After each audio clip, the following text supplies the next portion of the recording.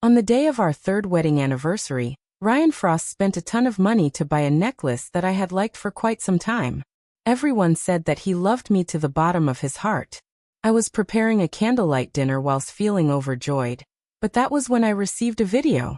In the video, Ryan Frost personally helped another girl put on the necklace. Congratulations, you're reborn. It seemed that today wasn't only the day of our wedding anniversary, it was also the day that his true love got her divorce. I had never thought that such a thing would happen to me. Even though the marriage between Ryan and me wasn't because the two of us fell in love with each other, he still pretended to dote on me in front of others. I sat in front of the dining table, looking at the steak that had gone cold, and the words at the top of the trending searches. Ryan Frost spending millions to please his wife. I felt every single word of that sentence taunting me. It was 2 o'clock in the morning when the black Maybach finally drove into the courtyard. Through the French window, I could see a man getting out of the car. He was wearing a tailored dark blue suit, had a tall figure, and had an elegant temperament. How come you're still up? Ryan was a little surprised when he turned on the lights and saw me sitting in the dining room. I wanted to stand up, but sat back down due to the fact that my legs had gone numb. I was waiting for you. Did you miss me? He smiled casually and walked over to pour himself a glass of water. He was a little surprised when he saw the untouched dinner on the table. I played along and pretended not to know anything when I saw that he didn't want to tell me the truth. Happy anniversary. Where's my present? I'm sorry. I was too busy today. I forgot. It took Ryan a while to realize that it was our wedding anniversary that day. He reached out and wanted to pat my head, but I subconsciously avoided his hand.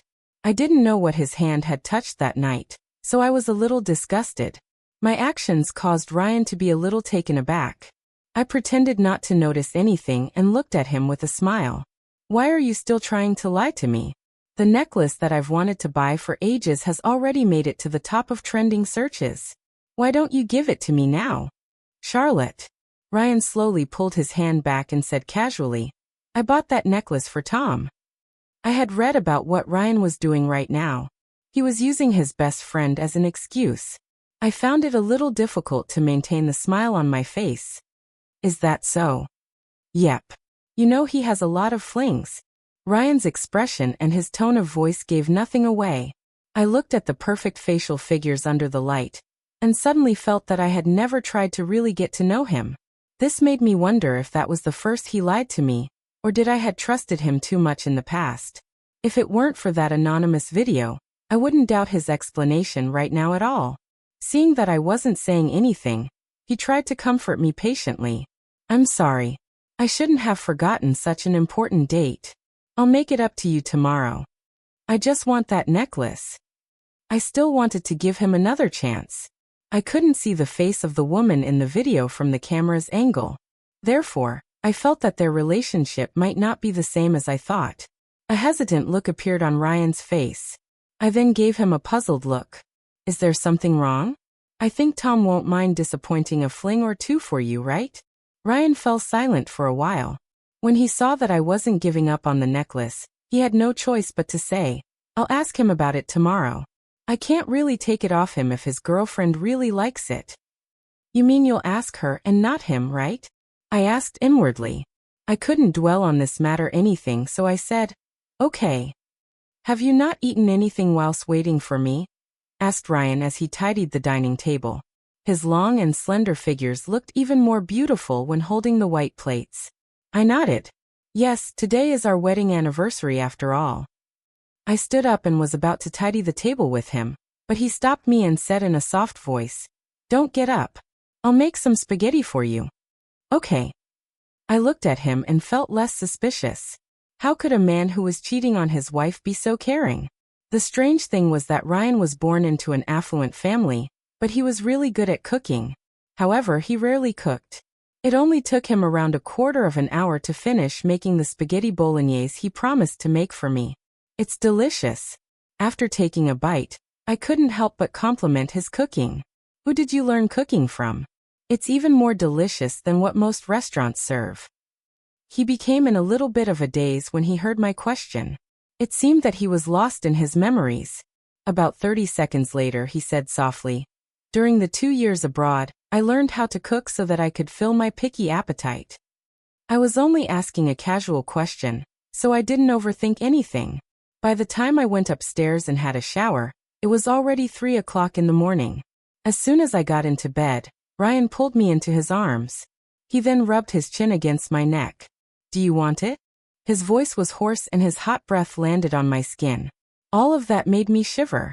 Before I could say anything, he reached out a hand and slid it under my dress. Ryan had always been very domineering in bed and never gave me a chance to resist. However, this time, I had no choice but to refuse to have sex with him. "Honey, not today." My voice couldn't be any softer, just like my body. MMM. Ryan kissed my neck gently and continued to explore between my legs with his hand. His words made me feel embarrassed. "You're all wet and welcoming down there already. Why aren't you saying no to me?" I have a stomach ache today." He finally stopped after hearing my words. He kissed my earlobe and pulled me into his arms. "I forgot your period is coming soon. Get some rest." After hearing those words, I became nervous again. I turned around and stared at him. I had my period at the beginning of the month. It was a long time ago. "Really?" He remained calm and continued to ask. "I probably got it mixed up with something else. Is it serious? Do you need Brenda to go to the hospital with you tomorrow? I've already been this morning." "What did the doctor say?" "The doctor said that." I lowered my head and hesitated slightly. The doctor said that I was 5 weeks pregnant. The stomach ache was a dangerous sign of a miscarriage. I needed to take some medicine to increase my progesterone, and then head back to do a checkup in 2 weeks' time. Finding out about one's pregnancy on the date of their wedding anniversary was by far the best news. I placed the pregnancy test report inside a small glass bottle and hid it in a cake that I made myself. I wanted to give Ryan this surprise during our candlelight dinner. However, the cake was still in the fridge and wasn't touched at all. It's no big deal. I probably just had too many cold drinks recently. I chose to keep the child a secret from him for now. If I could get the necklace back the next day, then everything would be fine. If I couldn't, then a marriage with a third party present wouldn't last long at all. Therefore, telling him about the child would have no meaning. That night, I couldn't sleep at all. I doubt that any woman would accept the fact that their husband was cheating on them. What I didn't expect was that the question that I was wondering about soon had an answer. On the morning of the next day, when Ryan was still washing up, someone knocked on the door. I just got changed, opened the door, and saw Brenda pointing downstairs. "Mrs. Frost, Miss Jessica's here. She said she's here to return something." Jessica Frost was the daughter of Ryan's stepmother and her ex-husband. Therefore, the two of them weren't related at all. Jessica was also 2 years older than Ryan. Since Jessica's mother married Ryan's father, she could be seen as the daughter of the Frost family as well. Brenda was arranged by the Frost family to take care of us, so she would call Jessica Miss Jessica. I was a little puzzled. Normally, I would only see Jessica during family banquets at the Frost family's house. Other than that, we hardly ever met. Neither had she borrowed anything from us. "She's here to return something?" "That's right. There was a fine gift box. I'm guessing it's some kind of jewelry," replied Brenda. "Jewelry?" I wondered. I furrowed my brows slightly and raised my voice to ask Ryan, who had just gone into the bathroom. "Ryan, Jessica's here. I'll head down to take a look." The next second, Ryan quickly walked out of the bathroom.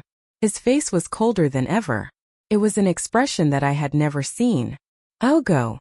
It's none of your business, go wash up." The man who had always been calm in front of me suddenly had a trace of emotion in his voice. He sounded annoyed and nervous at the same time. A strange feeling arose in my heart. "I've already washed up. I was the one who squeezed the toothpaste on your toothbrush. Have you forgotten?" "All right, let's head downstairs together then. We can't keep the guest waiting." I held his hand and walked down the stairs. The staircase was in a spiral. When we were halfway down, I could see Jessica wearing a white dress and sitting elegantly on the sofa. She also raised her head when she heard us coming down the stairs. When she saw mine and Ryan's hands, her hand trembled a little and she spilled some of the drink that she was drinking. "Ouch!" Jessica gasped due to how hot the drink was. Ryan quickly released my hand and rushed down the stairs in a panic. He then took the cup from Jessica's hand. I can't believe how stupid you are. Can't you even hold a cup properly? His voice was sharp and cold, but he still grabbed Jessica's hand and headed towards the sink to rinse the burn with cold water. Jessica felt helpless and wanted to pull her hand back. I'm fine. There's no need to make a fuss. Shut your mouth. Don't you know that a burn can still leave a scar if not treated properly? Ryan scolded coldly but still wasn't letting go of Jessica's hand. I stood on the stairs and looked at what was happening in a daze. Memories came flooding back into my mind. After we just got married, I found out that Ryan had a bad stomach, so I began learning how to cook. We had Brenda in the house, but her cooking didn't suit his taste. As a beginner, I would occasionally cut myself or burn myself. One time I accidentally knocked a pan over, and the oil on it splashed onto my stomach. The oil stained my clothes and burned me quite badly. When Ryan heard the noise, he just walked over and asked me as gently as ever, "Are you all right? You go take care of yourself and leave the rest to me." He was kind and caring but also indifferent. I would occasionally feel that something wasn't right, but I've had a crush on him for many years. Most of my diary was about him. Being able to marry him already satisfied me. However, I just felt that he had an indifferent attitude towards most things. But I thought I prepared some water with lemon for Miss Jessica. Brenda's mumbling beside me pulled me back to my senses. My vision somehow became blurred and my heart seemed to be squeezed by an invisible hand, which caused me to find it difficult to breathe. Ryan personally took the cup from Jessica's hand, but was so worried about her that he forgot to determine the temperature of the drink in her hand. I took a deep breath, walked slowly down the stairs, and looked at them with a meaningful smile. "Honey, the drink that Brenda prepared for Jessica was water with lemon. It's a cold drink. She can't get burned. If you continue like this, you might need to worry about frostbites." I wanted to hold back the sarcasm but couldn't. Ryan's body froze for a moment and then let go of Jessica's hands. He avoided my eyes and turned to Jessica. "Why did gasp when you spilled cold water on your hand? Don't you think you're overreacting?" Jessica glanced at Ryan and then looked at me with a gentle gaze. "He's always like that, exaggerating things. You can just ignore him." As soon as she finished speaking, she walked to the table, picked up a luxurious-looking gift box and passed it to me. She smiled gently. "This is back where it belongs." I took the gift box, opened it, and then dug my nails into the palm of my hand. A mixture of feelings arose in my heart. Jessica's the woman in the video? I wondered. When I raised my head again, I hid all my emotions. I wanted to smile but couldn't. Last night, I was forcing Ryan to bring the necklace back. The necklace was now in my hands, but I didn't feel at ease whatsoever. I turned and looked at Ryan. That was when I saw that he was trying to hide something in his eyes. He then reached out and pulled me into his arms. "Do you like it? Keep it if you like it. If you don't like it, then just give it to anyone you want. It's not expensive anyway. I'll just get another present for you." "Okay." I pursed my lips and decided to not embarrass him in front of Jessica. Or should I say to not embarrass myself? For a moment there, I couldn't tell why Jessica was here today. Did she feel that she really shouldn't keep the necklace? Or was she trying to make an announcement? Seeing my reaction, an expression appeared on Jessica's face, but it was too fast for anyone to see. She smiled. "I was scared that this necklace would cause a misunderstanding between the two of you. Looks like it hasn't. Well, I should get going now." Brenda was the one who saw her out. As soon as the door closed, I broke free from Ryan's arms. "I thought you said you bought the necklace for Tom?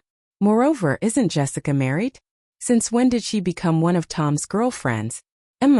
He kissed me without reason and broke me off. His domineering actions made me feel like he was venting his emotions. Just when I was finding it difficult to breathe, he let go of me a little and caressed my head. "Elite." He pulled me into his arms. "She's divorced." I didn't want her to be too upset, so I got this present for her. I was taken aback. I finally understood what he meant by "congratulations, you're reborn" in the video. I pursed my lips but was still a little suspicious. "Is that all?" "That's all," he replied confidently. He cleared his throat and explained, "You should know that her mother got into that accident because of me. I can't just leave her." I had heard Brenda talk about this matter. Ryan's mother died giving birth to him. When he was 5, his father, John Frost, married another woman. She was Jessica's mother, Lauren Wood. Lauren was Ryan's stepmother, but treated Ryan as if he was her own. She was even willing to sacrifice herself to save Ryan when the latter was in danger. This caused her to be in a coma all these years. If that was the reason, then I felt that everything made sense. I immediately felt relaxed but still reminded, Ryan, I believe you're just trying to repay your debts and only see her as your sister. In the end, I threw the necklace into the storage room. I was still probably a little suspicious and just chose to believe him temporarily. It could all come back one day and by then I would have lost all trust. That day came faster than I expected. My degree was in fashion design. I also became an intern in the design department of the Frost Group. Marrying Ryan had no effect on my career plan. After 4 years, I became the deputy director of the design department. Why didn't you tell me you were coming for dinner, Ms. Wilson? One day, when I was in the canteen at lunch, my university roommate, Jane Greenwood, walked coquettishly to me with food in her hands and then sat down opposite me. I'm in a rush to finish my designs after lunch. Seeing that she was looking at me meaningfully, I asked helplessly, "What do you want?" I've heard the Human Resources Department say that the candidate for the director of the design department has been chosen. A smile appeared on Jane's face. I bet it's definitely you, so I came to congratulate you on the promotion in advance. Let's get rich together. Nothing's for certain until I get the letter of appointment. Keep your voice down. The director of the design department had resigned a week or so ago. Everyone said that I would probably be the candidate for the position.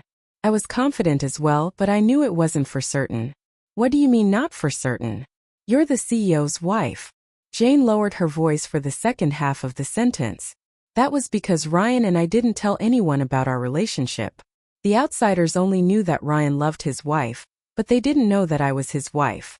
Jane then began complimenting me again. Everyone could see your achievements ever since you began working for this company. You're responsible for both the brand designs and custom designs. Countless other companies want you to work for them. Why wouldn't the Frost Group promote you? As soon as Jane finished speaking, both of our phones rang. It was the letter of appointment. When she saw the title of the email, her eyes lit up and began reading it excitedly. A while later, she began furrowing her brows and was a little mad. Who the hell's Jessica Frost? I was completely dumbfounded. I looked at the email over and over again, as if I was trying to confirm something. I wasn't seeing things. Jessica suddenly became the director of the design department, my superior. Do you know her, Charlotte? Jane could tell that something wasn't right. She reached out and waved her in front of my eyes as she tried to guess what was going on. I put down my phone. Yes, she's Ryan's stepsister that I told you about before. After graduation, my roommates went their separate ways. But Jane and I had been good friends throughout university. We promised each other to stay in Jalaston and not go anywhere else. Fuck. So she got this position because she's Ryan's stepsister? Cursed Jane. I was rendered speechless. She's probably more than just his stepsister, I said inwardly. Is Ryan out of his mind? Jane continued to complain. Why does she get to be the director? I've never heard of her in the design industry before, but Ryan just gave her the position of director. What about you? What are you to him? All right. I interrupted and said softly. It's not important at all. He'll give it to me when he wants to. There would be someone else giving me this position even if he didn't want to, I added inwardly. We were in the canteen, so it wasn't necessary to say some things out loud. It was to prevent others from using my words to make a fuss. Jane knew me well enough to know what I was thinking about. After leaving the canteen, she looked around to make sure that there was no one around us and then asked sneakily, "Have you got other plans?" I cocked my brows. Have a guess. Please tell me, Charlotte. Kind of. But I haven't made up my mind yet. I had never switched jobs over the past 4 years. The Frost Group was more like my comfort zone. I needed a strong push or something to happen before I made up my mind to leave. After returning to my office, I went back to the designing of the New Year's limited edition, and didn't have a nap at all. This used to be a director's job, but since the director resigned, it became the deputy director's job. I had no choice but to speed things up. Charlotte, here's your coffee. When it was nearly 2 o'clock in the afternoon, my assistant, Nancy Lister, knocked on the door, walked into the room, and placed a cup of coffee on my table. Thank you. I smiled. She looked at my design and put on a puzzled face. Charlotte, how can you still be so calm? I've heard that the new director didn't even need to go through any procedures, and just took the director's position. Aren't you mad? I didn't know whether to laugh or smile, and was at a loss for words. Aren't I mad? Of course I'm mad. But there's no way that I would say anything to my subordinates, I thought. Listen to me, everyone. The special assistant's voice sounded outside. His name was Gary. I could see everyone that was happening outside through the French window. Ryan was wearing a tailored dark suit with one hand in his pocket. Him standing there alone gave others a cold feeling. With Jessica next to him, the two of them looked like a perfect match. She looked elegant and graceful. She looked at the man next to her, as if asking for help. Ryan frowned impatiently, but didn't say anything. He then said indifferently, "This is the new director of the design department, Jessica Frost. I hope you all will get along with her in the future." Jessica then gave Ryan a coquettishly look. "What's up with the straight face?" She then said with a gentle smile, "Don't listen to him. I'm very easygoing. I won't set any strict rules. I'm new here, so if there's anything that you think I haven't done well enough, you're welcome to talk to me." With the CEO backing her up, there obviously wouldn't be any problems. Nancy couldn't help but pout her lips. Looks like she does have friends in high places. Look, is this an award ceremony or something? Congratulations on winning the Getting Something for Nothing award. I was in a bad mood at the beginning, but after hearing her sarcastic words, I couldn't help but laugh. Outside my office, Ryan led Jessica to the door of the director's office. All right, what else have you got to worry about? Who would dare to come over with that cold face of yours around? Jessica pushed Ryan intimately. Her words might be disdainful, but she still had a big smile on her face. I picked up a cup of coffee and took a sip. So bitter. Knock. Knock. After being pushed out of Jessica's office, Ryan came to mine. I stared at him as if wanting to see through his thoughts. I'll make you another cup of coffee. Nancy quickly left the room. Ryan walked into my office slowly and closed the door. He then explained casually, "This is her first job, so she's a little nervous. That's why she asked me to back her up." Really? I asked with a smile. I couldn't tell. Jessica first asked the CEO of the company to introduce her to everyone, and then used some simple interactions to make others think that she had a complicated relationship with Ryan. Although she said that she was easygoing, it was still hard for people to behave casually around her with Ryan backing her up. All right, she's a few years older than you, but you're her senior in the company. You're better than her at designing, and people of this department would obey you more. Ryan walked behind me and gently massaged my shoulders, trying to comfort me. You don't need to worry about her. You just have to make sure that no one bullies her. Is that all right? This was the first time that I found it hard to control my temper in front of Ryan. I pushed his hand away, stood up, and asked straightforwardly, "If it's really like what you said, why is she the director and not me?" As soon as I said those words, I realized that I had been too straightforward. Even Ryan, who had been calm and indifferent, was surprised by my question. During the 3 years that we were married, we hadn't been all lovey-dovey, but we still respected each other. We hadn't argued, nor had I lost my temper, so he probably thought I didn't have any temper. However, I didn't regret asking such a question. If the director was someone who was more capable than me, then I wouldn't have any problems with that. After all, I didn't mind someone who was more capable than me being in a higher position than me. But now that the position of the director was given to Jessica, wouldn't it be normal for me to ask about it? This was the first time that Ryan saw me being so sharp. He pursed his thin lips. "Is this what you're angry about, Charlotte? Am I not allowed to be angry? I could pretend to be calm in front of others, but if I had to hide my feelings in front of my husband, then this marriage would be a total failure. Why so childish?" Ryan picked up a remote and turned the French window into ground glass. He then reached out and pulled me into his arms. "The whole of the Frost Group is yours. Why do you care so much about a job position? The Frost Group is yours, not mine." Only this job really belonged to me. He raised my chin a little and said seriously, "We're married. Is it really necessary to separate what's yours and what's mine? Then how about you give me some shares?" I smiled. I kept my eyes on him and didn't want to miss anything. To my surprise, I got nothing. He just cocked his brows. "How much do you want?" 10%. This was a really big demand. After Ryan and I were married, he took over the Frost Group. The company then expanded multiple times under his control. Even 1% of the shares would be worth hundreds of millions. I didn't expect him to agree to my request, so I just said a random number. "Okay," he said.